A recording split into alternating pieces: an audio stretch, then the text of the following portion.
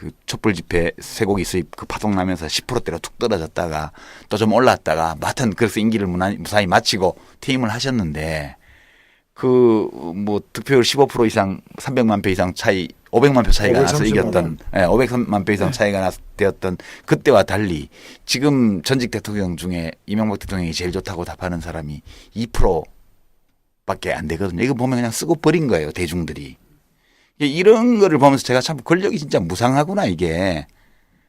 그리고 저 개인적으로는 막 국민들의 여론이 민심이 어느 한쪽으로 확 쏠릴 때 그것이 항구적이라든가 또는 뭐 국민들이 언제나 현명하게 선택할 거라든가 믿지를 않게 됐어요 저는. 그냥 사람들은 그때그때 원하는 게 다르고 뭐 그 대상이 누구이든 자기가 원하는 걸 가졌다가 또 마음에 안 들면 그냥 가차없이 버리는구나.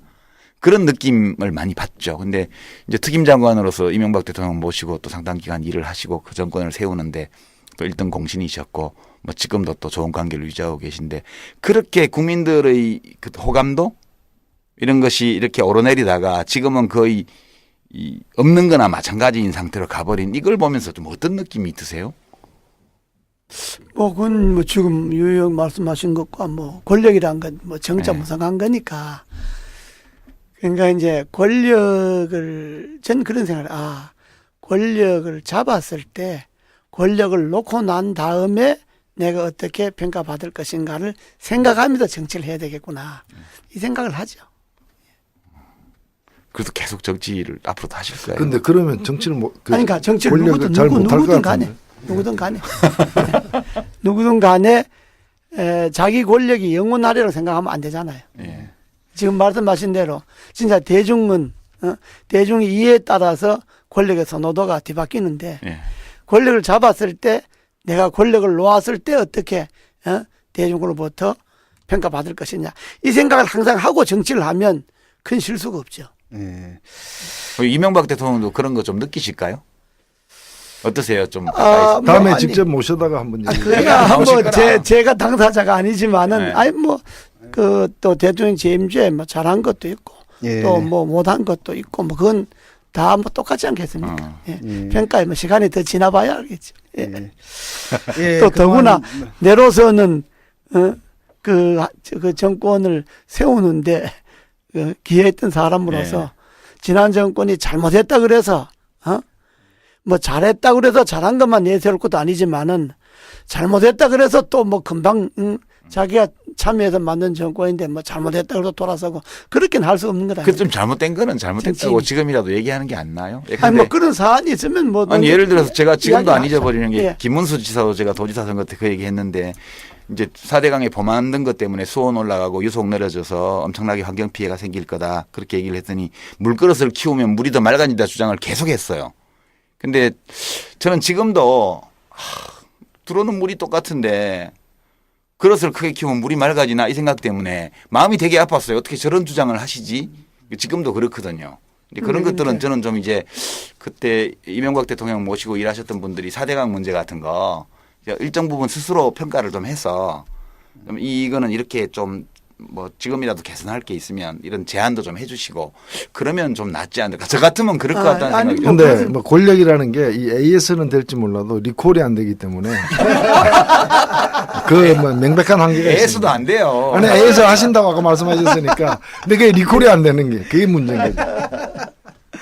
예. 예. 저는 마지막으로 그 말씀을 좀 묻고 싶습니다. 아까 이제 결국은 이제 그 개헌도 결국 그 정치적 커뮤니케이션의 문제 아닙니까? 예. 정치라는 게 사실 꼬인 문제를 해결하는 건데 우리나라는 그 시스템상 멀쩡히 해결될 문제도 정치권에 들어가면 이제 뭐 4차원, 뭐 5차원 정치가 다 방정식 꼬아버려. 이렇게 꼬아가지고 나오는 그런 문제가 있는데 최근에 사회적 소통 말씀 좀 드리고 싶어요. 그러니까 당청 간에도 지금 소통이 좀 안 되는 상황인 것 같아요. 듯이 지금 사회를 보면 좀 불안하거든요. 왜냐하면 얼마 전에도 뭐 서북 청년단이 다시 일어나기도 하고 그 다음에 뭐 우익 테러도 있지 않습니까? 그것도 고등학생이 막 테러를 한다라든지 그 다음에 심지어 헌법재판소에서 뭐 정당 해산, 뭐 헌정사상 또 초유의 사태들이 계속 일어나고 있고 그 밖에도 이제 뭐 종편들 보면은 무슨 북한 방송 같거든요. 그래서 하루 종일 무슨 인민재판 여는 듯한 아니 김정은 얼굴이 막 하루 종일 화면에 나와요. 뭐 이런 분위기를 보면서 지금 저는 뭐냐면 이게 우리 유신 시절 어린 시절의 그 추억들이 막 떠올라서 말하기도 좀 영화도 겁나는, 국제시장 새로 나왔어. 뭐 이런 좀 분위기인데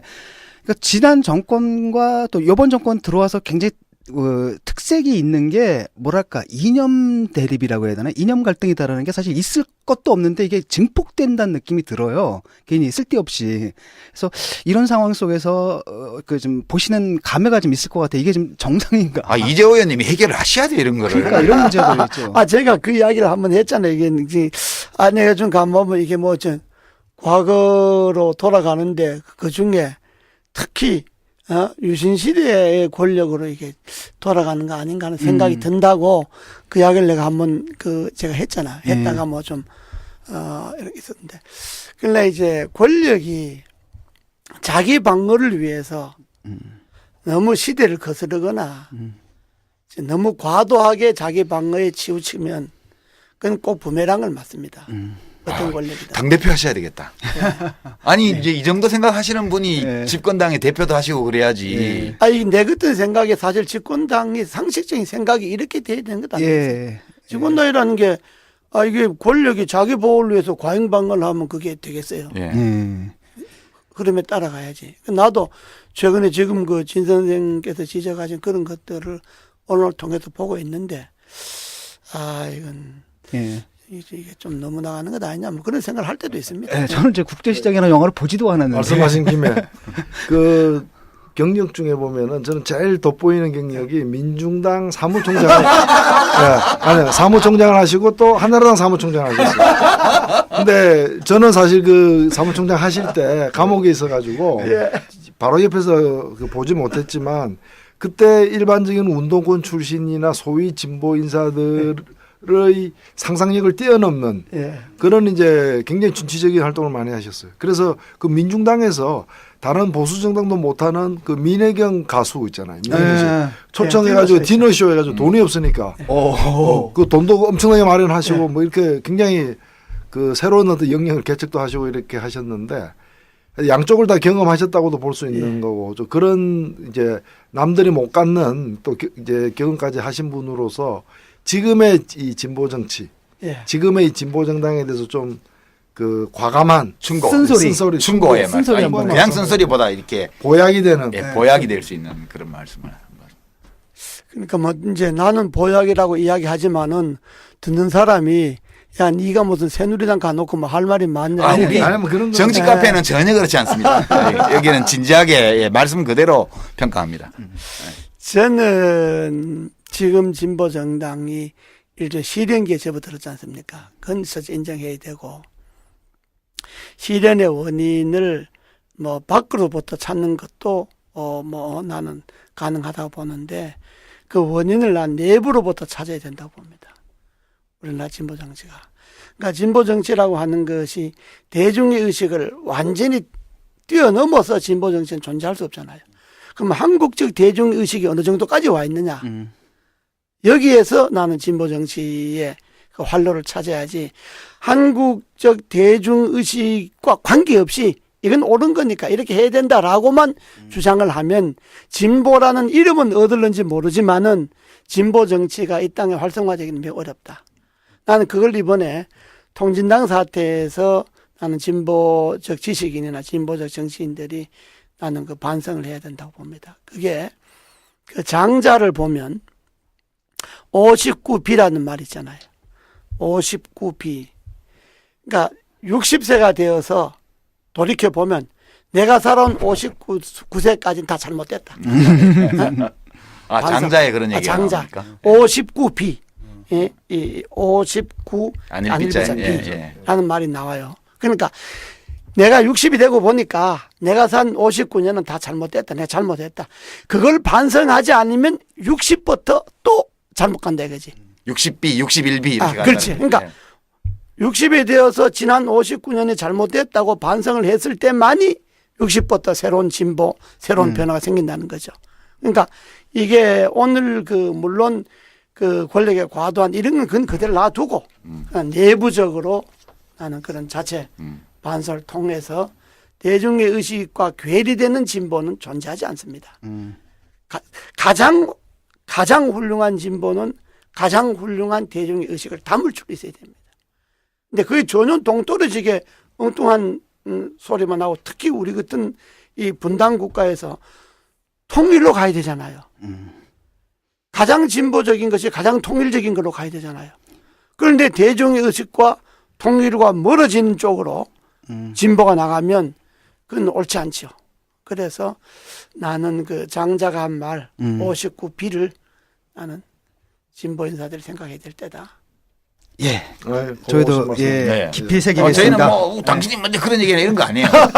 저 그리고 말씀은 내친 김에 한 말씀만 좀 더 해주시죠. 왜냐하면 우리 청취자들이 있거든요. 근데 청취자들은 아시겠지만 되게 이제 진보적 성향의 예. 청취자들인데 그 집권 여당에 계시니까 그 인사 말씀.